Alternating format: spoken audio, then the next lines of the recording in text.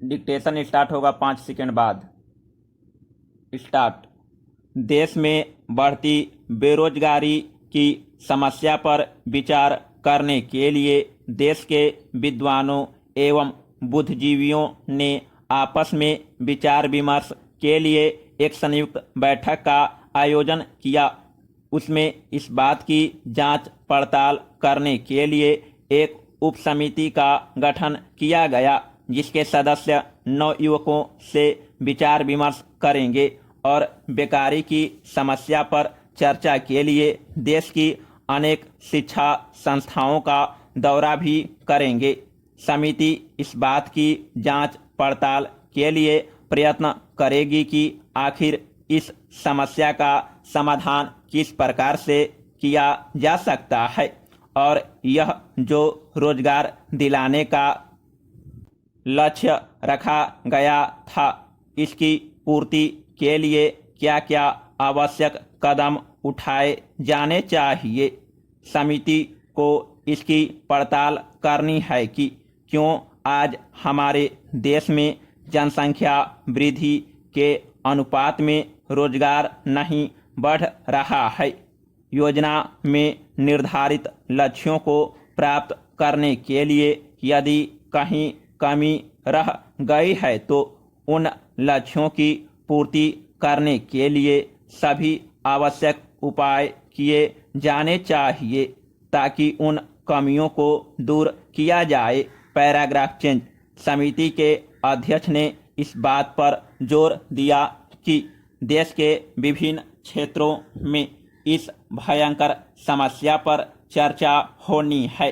उस चर्चा के दौरान ऐसे कई पहलू सामने आएंगे जिन पर विचार किया जा सकता है और अपेक्षित उद्देश्य की प्राप्ति के लिए मार्ग प्रशस्त हो सकता है।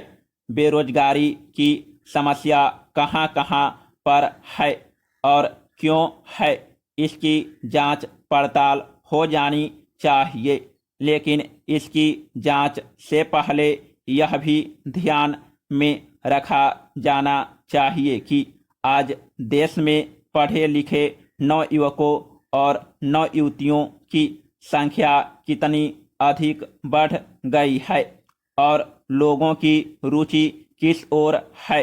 यह विचार करना चाहिए कि क्या सभी क्षेत्रों में बेरोजगारी की समस्या है।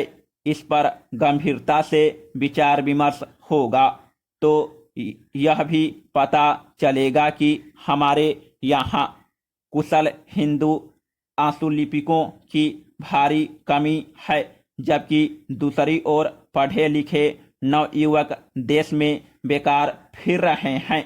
उनको यदि इस काम की ओर आकृष्ट किया जाए तो इससे एक ओर उनको रोजगार भी मिलेगा और दूसरी ओर बेरोजगारी की समस्या भी दूर हो सकती है। इसी प्रकार अन्य क्षेत्रों में भी उदाहरण मिल सकते हैं। Paragraph change. इस बात की चर्चा होनी चाहिए कि क्यों लोगों का रुझान शहरों की ओर अधिक हो रहा है। इसकी जांच पड़ताल करने के लिए यह जरूरी है कि हम गांवों की परिस्थिति की ओर ध्यान दें। लोगों से विचार विमर्श करने के लिए जब समिति के लोगों का एक दल गांव में पहुंचा तो यह पता लगा कि शहरों में गांवों की अपेक्षा अधिक सुविधाएं हैं, अतः पढ़ने लिखने के बाद खेती करने के बजाय शहरों में नौकरी करना ही अच्छा है।